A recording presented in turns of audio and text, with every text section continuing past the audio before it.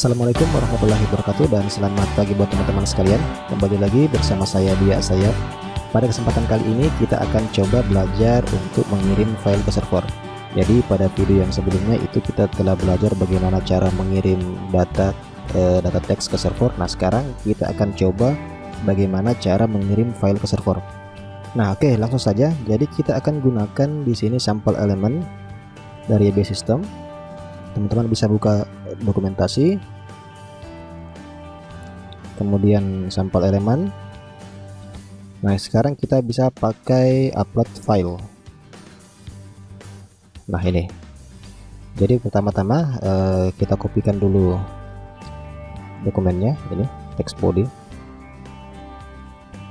yang ini saja kita kopikan.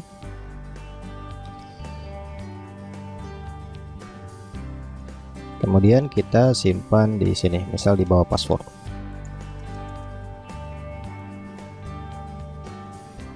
Oke, kemudian teman-teman kopikan juga JS-nya.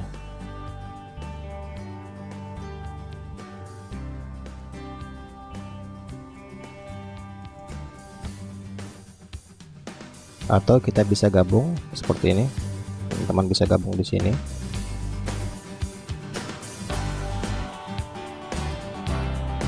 Oke, kemudian kopikan scriptnya.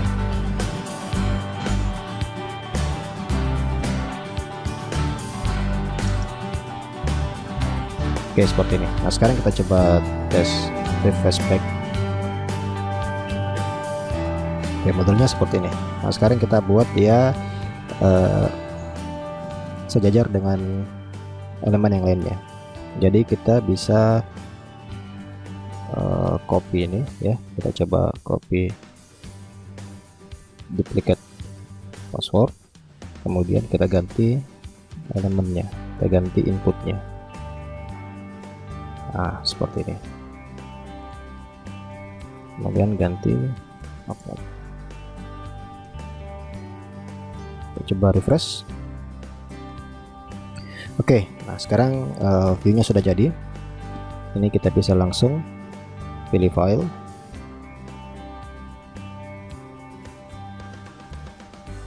nah seperti ini. Oke, jadi sedikit saya jelaskan. Di sini ada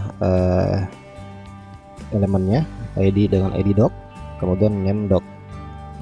Nah di sini pada JS-nya ini sekarang kita bisa lihat. Jadi kita akan menggunakan single upload, fungsi single upload. Teman-teman pertama-tama itu memanggil ID-nya, jadi ID doc ini sama dengan di sini. ID doc ini akan kita gunakan.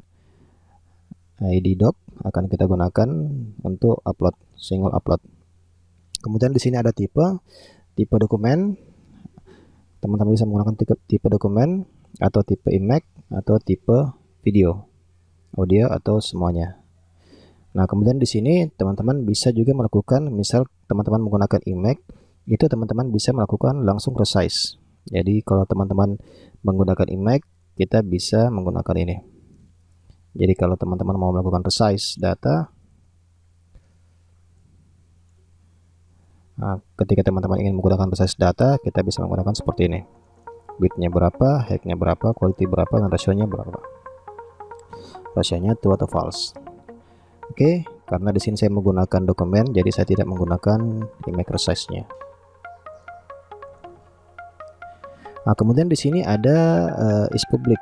Maksudnya di sini apakah dokumen ini akan digunakan atau bisa diakses oleh semua user. Kalau teman-teman mengaktifkan ini, berarti ini bisa diakses oleh semua user secara otomatis. Oke, kemudian preview. Kalau teman-teman menggunakan preview, kita bisa lihat ini sebenarnya previewnya true. Kalau teman-teman aktifkan, maka kita bisa hilangkan previewnya seperti ini. Nah, previewnya tidak muncul. Ketika kita pilih file seperti ini, nah loadingnya tidak muncul karena loadingnya ada di preview. Nah, untuk menampilkan loading di mana kita inginkan, teman-teman bisa mengaktifkan show loading. Oke, jadi di sini saya show loading itu ada di ID box loading. ID box loading itu ada di atas sini. Nih, jadi dia kelas box. Nah, sekarang kita coba tes. Kita refresh, kemudian kita panggil. Nah, ini sudah muncul loadingnya. Oke. Nah, kemudian di sini ada juga eksternal URL.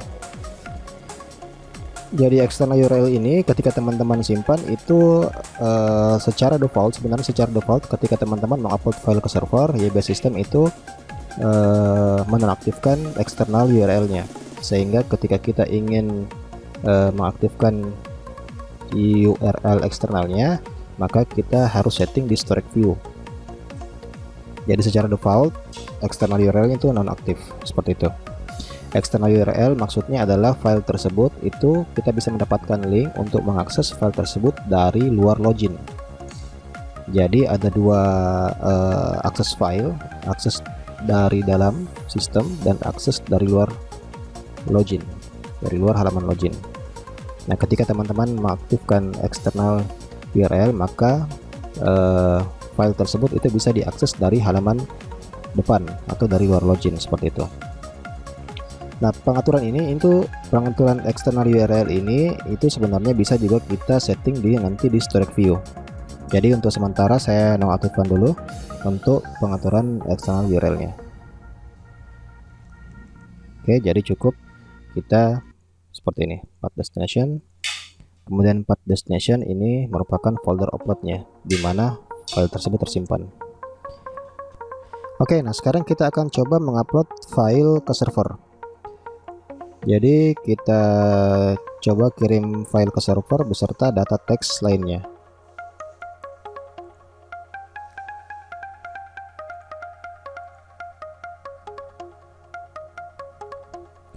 Oke, kemudian di controller kita coba melihat data apa yang akan dikirim dari klien.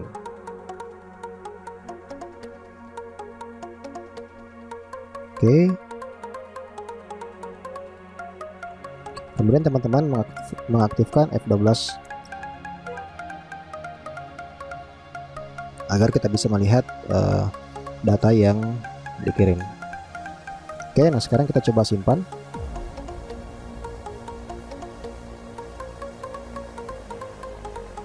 Di sini kita bisa lihat respon dari server. Jadi ada tanggal, email, kemudian password dan dokumen doc. Jadi ini adalah nilai upload yang kita dapat setelah kita memilih file. Jadi nilai ini akan kita dapat setelah kita memilih file di sini.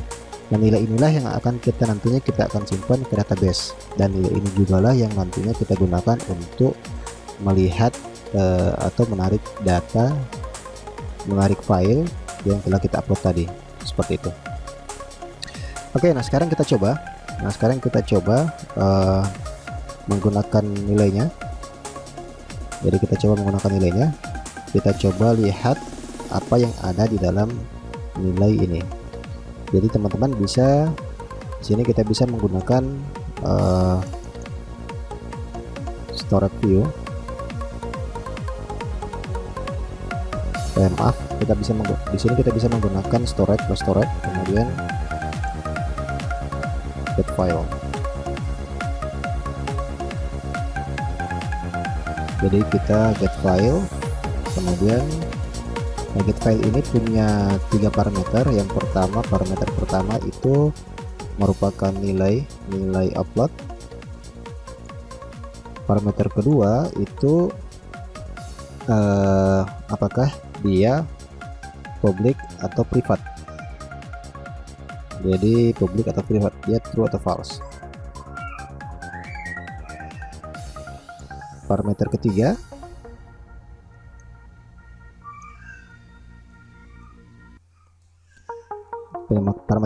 itu apakah yang kita mau tarik datanya itu data dari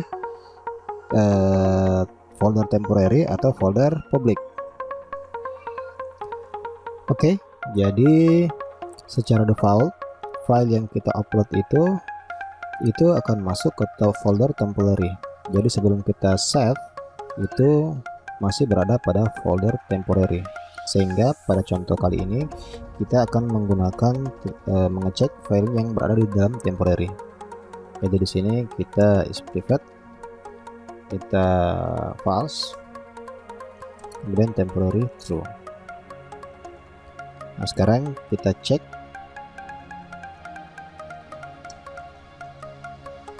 Nah, sekarang kita cek informasinya.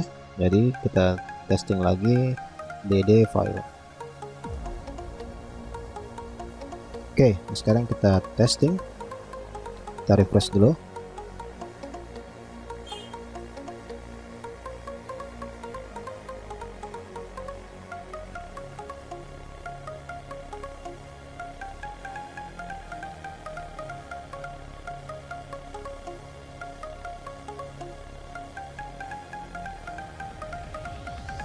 Nah, sekarang lihat, ini respon dari server. Jadi nilai yang tadi kita masukkan itu memiliki informasi seperti ini. Jadi tipe aplikasi, kemudian ini ada link yang bisa kita akses, kemudian ini ada nama aslinya, nama filenya, runtime-nya, kemudian path di servernya, kemudian path temporary, name, size-nya, kemudian ada external URL kosong, ya seperti ini. Oke, nah ini baru kita dapatkan informasinya seperti itu. Jadi link ini nanti bisa kita gunakan untuk mendownload filenya. Link ini kita bisa gunakan untuk mendownload filenya, tapi setelah file tersebut kita simpan. Jadi ini masih berada dalam folder temporary. Untuk mendownload itu kita bisa simpan dulu baru kita download, seperti itu. Oke, nah sekarang kita akan coba mengupload file dan menyimpan ke dalam folder yang sesungguhnya. Jadi bukan lagi pada folder temporary, tapi kita akan menyimpan pada folder yang sesungguhnya. Jadi di sini kondisinya saya belum menyimpan nilai upload ke dalam database. Jadi saya hanya menyimpan filenya saja. Jadi prosedurnya adalah sebenarnya pada saat form ini diakses, dan ditekan tombol simpan, di sini terjadi proses menyimpan dulu ke database. Setelah sukses menyimpan ke database, baru file uploadnya disimpan, seperti itu. Tapi di sini saya tidak menunjukkan cara untuk menyimpan file ke database, menyimpan nilai upload ke database. Kita coba langsung saja untuk menyimpan filenya. Jadi misal ya, di sini hasil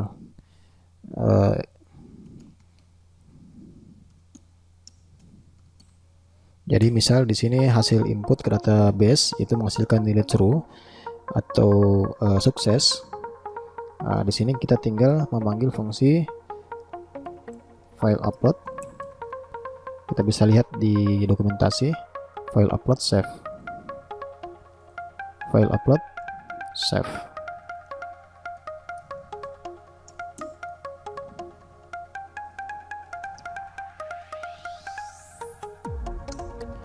Oke, jadi file upload save input db. Jadi ketika teman-teman gagal menyimpan ke database, jadi misal hasil penyimpanan ke database ternyata gagal menghasilkan nilai false, maka file upload juga itu tidak akan tersave.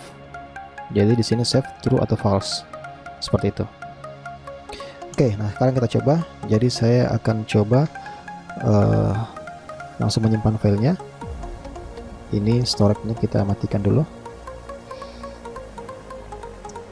Kemudian kita keluarkan nilai, kita memberikan pesan untuk nilai uploadnya agar bisa kita tes nanti. Oke, jadi seperti ini ya. Sekarang kita coba tes.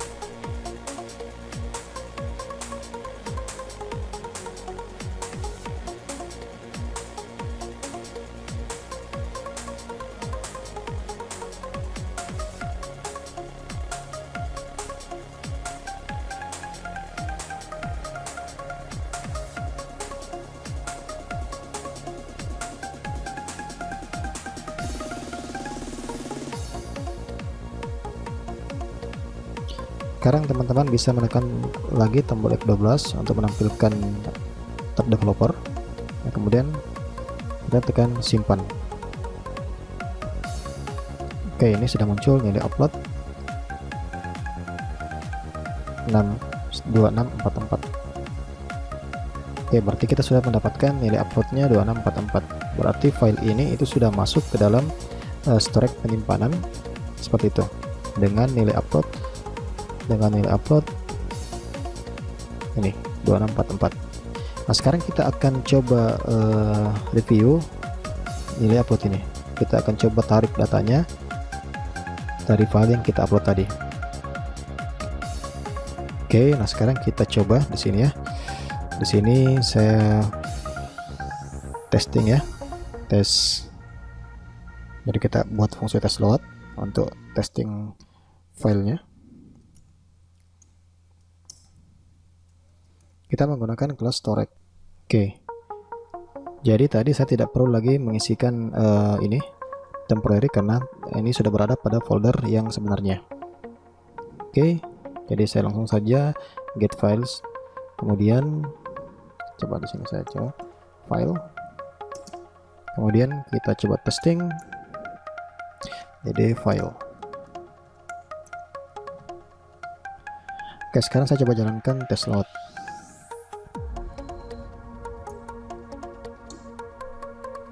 Oke, nah ini kita dapatkan datanya, berarti filenya sudah tersimpan ya. Nah, sekarang kita coba akses filenya. Kita bisa akses langsung filenya. Jadi misal di sini saya echo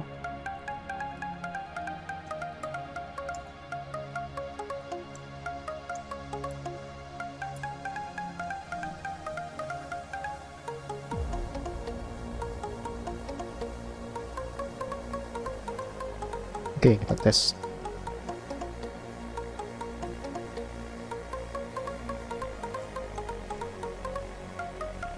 Oke, kita coba tes download filenya.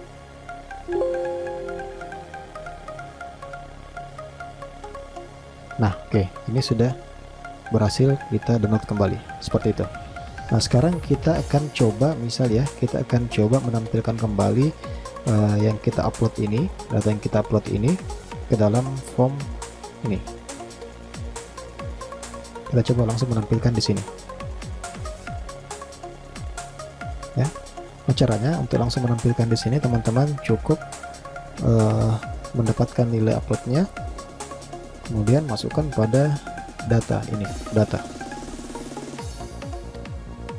ini berfungsi nanti pada saat kita membuat form edit. Jadi pada saat form edit, data ini kita isikan dengan nilai upload dari file yang tersimpan. Kita coba refresh.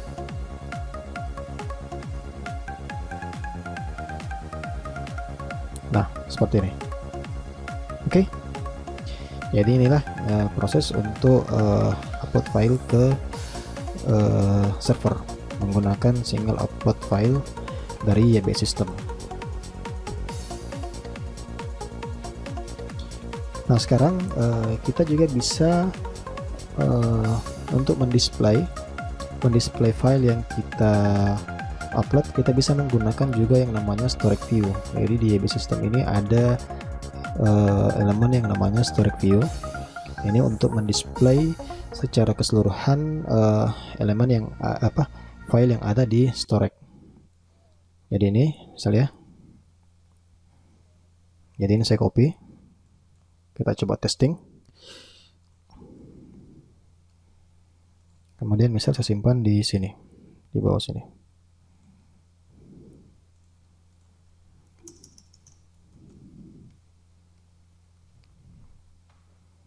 Oke, kemudian kita coba refresh formnya.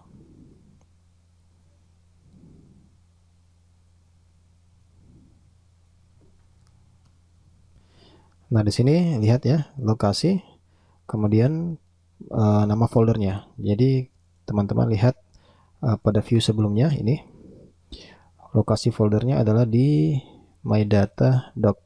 Jadi kita akan tampilkan semua data yang ada di my data doc. Jadi sini kita tinggal ganti. Oke, seperti ini. Sekarang kita refresh.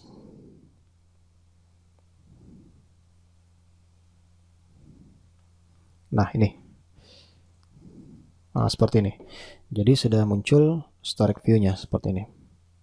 Jadi ketika teman-teman menambahkan data lagi, misal ya, di sini misal saya tambahkan lagi data nih. Oke.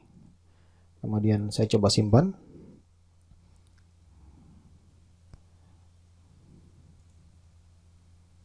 Nilai upload ini kita dapatkan nilai upload 1035. Oke, ini sudah terupload ke server. Nah, sekarang kita coba refresh. Kalau kita melihat filenya, nah ini sudah muncul di storage view. Jadi pada storage view ini teman-teman bisa lihat di sini. Di sini kita bisa edit untuk storage view-nya. Jadi true itu dia akan membaca semua sampai ke dalam subfoldernya. Kemudian di sini ada show title name. Ketika teman-teman ingin menampilkan name, di sini name-nya, date, size, path.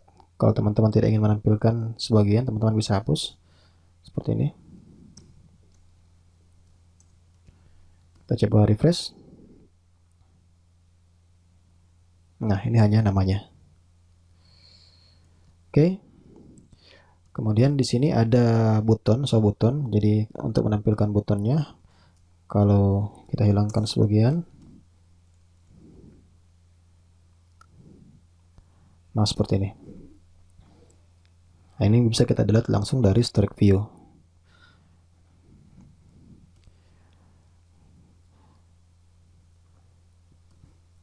Nah, di sini teman-teman bisa lihat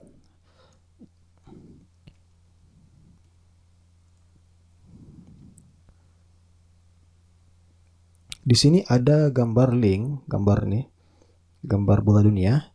Gambar ini maksudnya untuk mengaktifkan eksternal URL. Jadi dia default itu pada saat kita upload, dia itu eksternal URL-nya nonaktif seperti ini. Jadi dia itu pada saat kita upload tadi itu eksternal URL-nya itu nonaktif. Jadi pada saat kita view seperti ini itu nonaktif. Jadi seperti yang saya sampaikan di awal bahwa eksternal URL itu adalah URL yang akan bisa digunakan di luar halaman login. Nah, untuk mengakses file ini di luar halaman login, teman-teman cukup mengaktifkan ini. Oke, bisa lihat. Nah, di sini setelah teman-teman aktifkan, teman-teman itu tagnya di refresh dulu. Oke, setelah aktif, teman-teman bisa mengklik eksternal URL-nya. Kemudian, oke, ini sudah otomatis tercopy. Oke. Nah, sekarang kita coba tes akses di luar halaman login. Saya sign out. Oke, nah di sini saya coba akses dari sini. Oke. Oke, nah file ini terdownload seperti itu. Nah, sekarang kita coba nonaktifkan.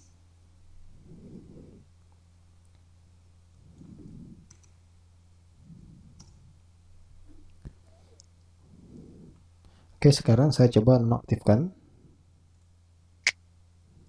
Oke, nah dengan URL yang sama, kita coba tes. Oke, dengan URL yang sama, kita coba.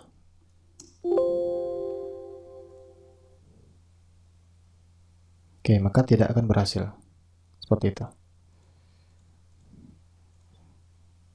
Saya coba logout.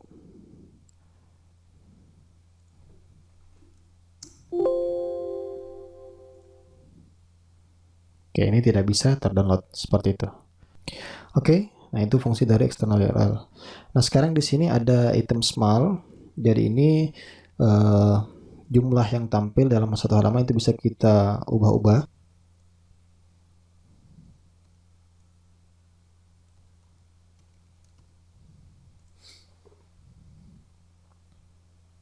Oke, dia jadi lebih kecil. Dia akan menampilkan 6 dalam satu baris. Seperti itu.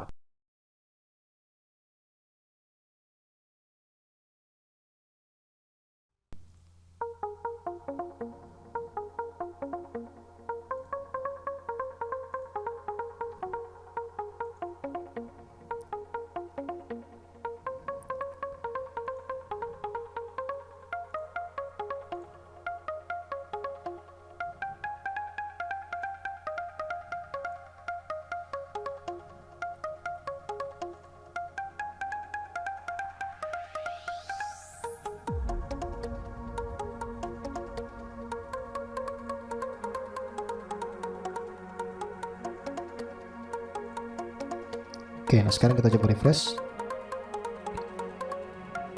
Nah nih, dia akan tampil 4 dalam satu baris, 1 2 3 4. Nah, kalau kita ganti misal jadi 6,